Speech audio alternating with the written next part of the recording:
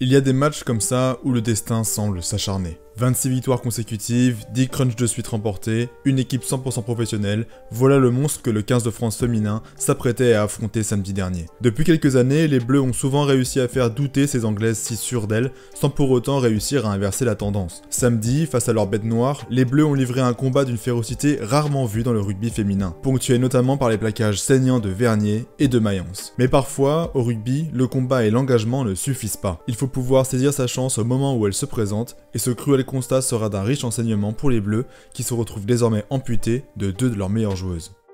Salut l'équipe, c'est le Valiste. Aujourd'hui on va débriefer le match de poule entre l'Angleterre et la France dans cette Coupe du Monde féminine. Comme je le disais en intro, les Bleus ont abordé ce match avec un esprit de revanche bien marqué. Battues 10 fois de suite par les Anglaises, les femmes en bleu avaient à cœur de rééquilibrer un poil la balance et d'enrayer la progression des Britanniques dans cette Coupe du Monde. Et certes, on a vu cette rivalité s'exprimer par l'intensité que les Bleus ont employée dans ce combat. Cependant, malgré les déclarations dans les médias disant que la pression était sur les épaules des Anglaises, qu'elles devaient à tout prix sauvegarder leur série de 26 victoires consécutives et que les Bleus n'avaient rien à perdre, pourtant on a eu un peu l'impression que c'est l'inverse qui s'est produit, les Françaises n'étant pas dénues de doute, mêlant précipitation et fébrilité, face à une équipe d'Angleterre certes monotone dans son jeu, mais qui est restée impassible et sûre de ses forces tout au long du match. Et ça s'est rapidement vu sur les premières possessions tricolores. On a cherché à mettre du rythme pour déplacer ces Anglaises, certes plus costaudes mais aussi plus lourdes. Ferrer met son équipe dans les bonnes dispositions en allant d'emblée capter le renvoi, mais Boulard commet un en avant sur la passe que lui adresse Mayence dans la foulée. Quelques minutes plus tard, alors que Ménager avait bien fait comprendre à Harrison qu'elle serait visée au cours du match,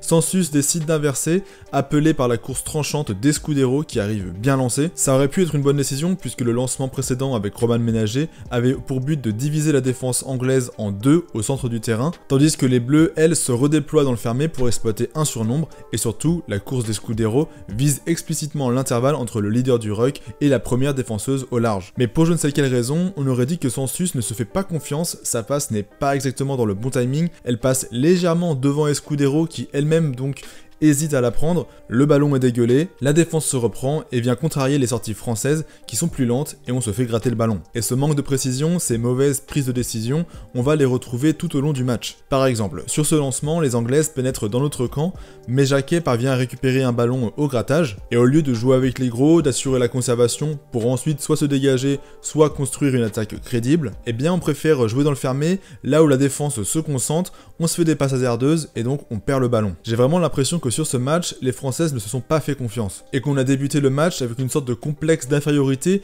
qui nous a handicapés tout au long de la partie. Sous les ballons hauts, ça a été catastrophique, Jacquet a vécu vraiment une soirée cauchemardesque, témoignant d'une certaine fébrilité qui lui était jusque-là plutôt étrangère, et dans le jeu au pied, ça a pas été vraiment mieux, avec des dégagements directs en touche, ou dévissés, des chandelles aussi trop courtes, tout le match n'a été qu'une succession de ballons rendus à l'adversaire. Et bien sûr, le fait de perdre coup sur coup Sansus puis Ménager n'a pas aidé, et je pense que ça a presque encore plus conforté les Bleus inconsciemment dans l'idée qu'elles ne pouvaient pas remporter ce match. Et d'ailleurs, on a vu quand elle est rentrée que Bourdon a été particulièrement impacté par la blessure de Sansus, qui normalement, je pense que vous le savez, ça a fait les gros titres dans le rugby, et sa compagne dans la vraie vie. Donc forcément, mentalement, qu'elle le veuille ou non, t'es impacté quand ton conjoint se blesse et termine sa carrière ainsi, et on l'a vu quand elle rentre, son langage corporel le communique, elle est très préoccupée, elle va même directement interroger les médecins plutôt que de rentrer dans son match, et c'est peu de dire que par la suite, elle a vécu un match un petit peu compliqué, mais en même temps, ça se comprend, c'est le genre de situation qui est un petit peu inédite, et on n'est pas forcément habitué à dealer avec. Sur son premier ballon, elle ne se comprend pas avec Boulard,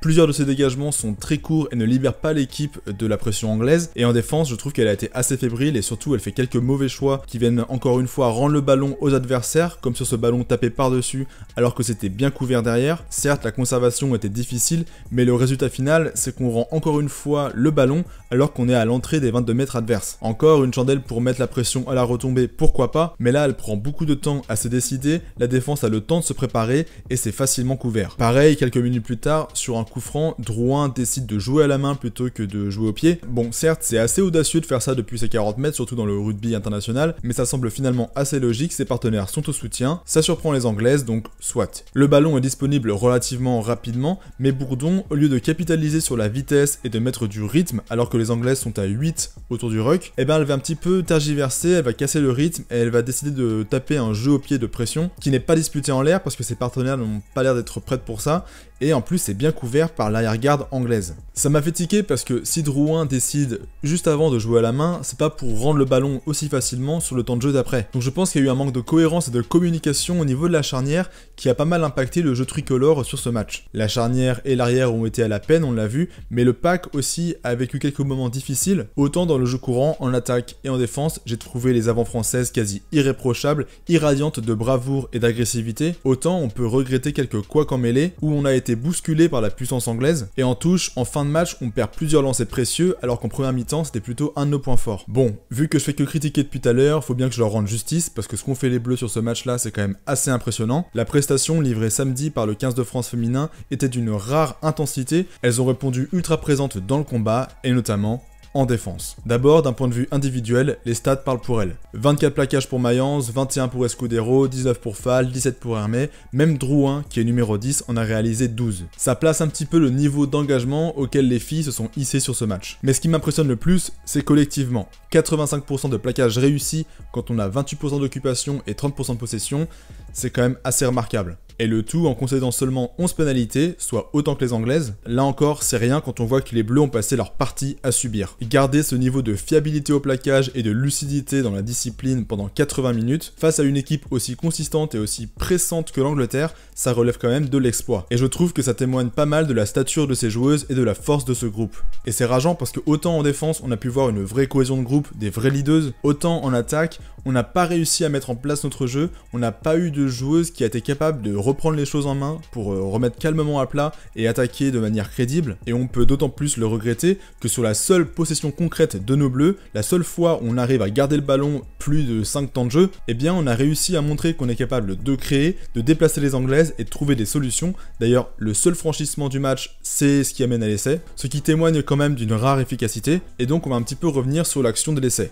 Donc comme je le disais, c'est une phase de possession française, durant laquelle on arrive à pousser les Anglaises à la faute. Bourdon profite de la pénalité pour jouer vite, Escudero est au relais et lui remet bien le ballon pendant le contact, ce qui permet ensuite à Bourdon de transmettre la balle à Vernier. Alors sur le moment, je me suis dit, oula, j'étais pas forcément convaincu de ce qui allait suivre, mais force est de constater que c'était plutôt bien vu. Vernier va en fait complètement revenir dans le fermé, là où la concentration d'Anglaises au mètre carré dépasse celle d'une plage normande en plein mois d'août, et elle vient littéralement s'emplâtrer sur Matthews, qui est l'une des plus costauds du pack en face, ce qui a pour effet de venir resserrer un peu plus la défense. On insiste encore un peu dans le fermé et auprès des rucks, quand vient enfin l'appel de Drouin. La numéro 10 a en effet bien repéré la manière dont la défense blanche s'est resserrée sur une seule moitié de terrain, ce qui laisse le champ libre pour Griser sur son aile. La passe au pied est parfaite pour l'Hélière, qui prend de vitesse les défenseuses, elle fait aussi l'effort de sortir les bras et de passer, et Hermé, qui est au soutien, vient aplatir l'essai de l'espoir. Et est-ce qu'on peut revenir 2 secondes, juste 2 petites secondes, sur la course de Gaëlle Hermé? Parce que si on remonte l'action, on voit qu'elle est en fait dans le ruck juste avant, en train de déblayer, et là elle se relève, elle tape une course de 40 mètres pour être le premier soutien, c'est quand même assez remarquable. Juste rien à dire, chapeau l'artiste. Concernant l'essai anglais, maintenant, j'aimerais revenir dessus parce que même si les Anglaises, par rapport à leur temps de possession, n'ont pas proposé grand chose, n'ont pas été extraordinaires je trouve sur ce match, et ben en fait l'essai quand même en lui-même est assez intéressant à décrypter. Pour remettre un petit peu dans le contexte, les Anglaises sont en train de pilonner la ligne d'en-but française, elles sont à 5 mètres, et donc on voit que c'est un mouvement qui était planifié depuis plusieurs temps de jeu. Alors qu'Infante, donc la demi-mêlée anglaise, et Segro pilonne la ligne sans succès, on peut voir Harrison, la numéro 10, préparer son coup avec sa centre Rowland, et elle annonce sûrement la combinaison qui est ensuite communiquée à l'ensemble de la ligne d'arrière. Après 3 nouveaux temps de jeu, on voit Harrison qui valide la combinaison auprès de ses centres, et Legro insiste une dernière fois quand Harrison adresse un signe à Kildune, son arrière. Le ballon est éjecté, pourtant il n'y a pas de situation évidente de surnombre. Les Anglais sont à 4+1 contre 4. La +1 étant l'arrière Kildune qui arrive avec une course intérieure et à laquelle Harrison venait juste d'adresser un signe quelques instants auparavant. Et donc je disais il n'y a pas de surnombre flagrant, mais ce qu'on remarque c'est l'espace entre Escudero et Vernier. Un espace que Roland va venir viser à pleine balle et on voit donc que les deux défenseuses viennent se resserrer pour fermer l'espace. Tandis que Bourdon, elle, rush sur l'extérieur parce qu'elle sent le danger. Et c'est là que la combi je trouve est maligne, Roland n'est qu'un leurre, Harrison sert en fait Scarratt en croisée et elle va venir attaquer l'épaule intérieure de Bourdon, donc l'épaule faible. Bourdon qui a un gabarit beaucoup moins imposant que Scarrat et qui est pas forcément prête à recevoir un centre de 80 kg dans la tronche. Et en plus, Bourdon, dans sa volonté de vite gagner l'extérieur pour aider ses partenaires, s'est un petit peu déconnecté de son soutien défensif intérieur, donc Marjorie Mayence, et donc il y a un nouvel espace qui s'est créé à ce moment-là. Et ça, c'est sans mentionner Kildune, donc l'arrière, qui arrive elle aussi à pleine balle pour se porter à hauteur. La demi-mêlée française s'en sort pourtant plutôt bien en réussissant son plaquage, cependant, c'est de la physique, hein, elle se fait emporter par la puissance de Scarrat, et l'essai est logiquement aplati. Donc ça, c'était en première période, mais si on observe le match, on voit que ça a été aussi réitéré en seconde période, sans succès cette fois-ci, heureusement pour les Bleus, mais je pense que si la combinaison avait été réalisée 2 mètres plus proche de la ligne, ça aurait encore pu aller à dame. Mais donc,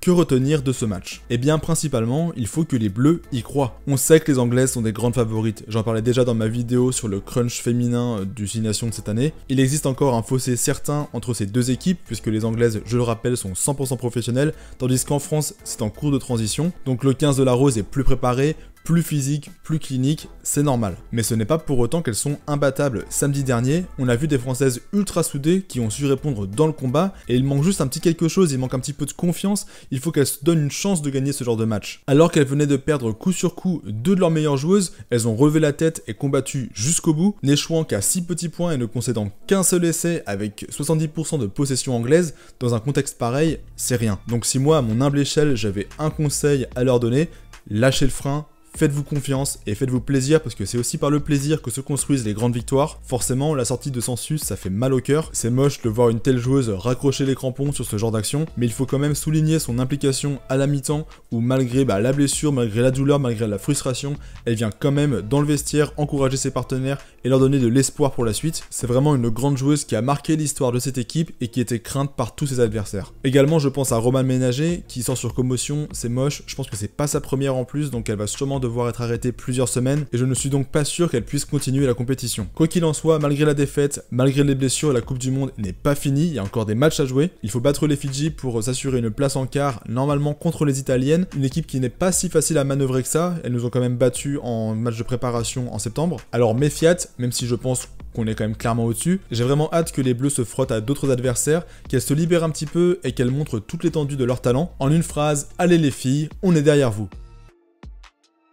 C'est la fin de cette vidéo, j'espère qu'il vous aura plu. Vous êtes de plus en plus nombreux à me suivre, que ce soit sur YouTube ou sur mes réseaux sociaux, donc n'hésitez pas à venir me rejoindre. Aussi, donc si mon contenu vous plaît, je vous invite à vous abonner pour suivre toutes les prochaines sorties, à lâcher un pouce bleu, à m'écrire un petit commentaire et à activer la cloche pour montrer aux algorithmes que mon contenu vous intéresse. Vous pouvez aussi me soutenir financièrement sur Utip, dont vous avez le lien en description, ou en cliquant sur le bouton merci pour me lâcher directement un pourboire. Vous pouvez aussi rejoindre la communauté pour 99 centimes d'euros par mois, et ainsi bénéficier de certains avantages. Bref, merci à vous et allez les Bleus, vous avez vos chances pour le titre, on est derrière vous. Moi je vous dis à la prochaine, bye Lovali.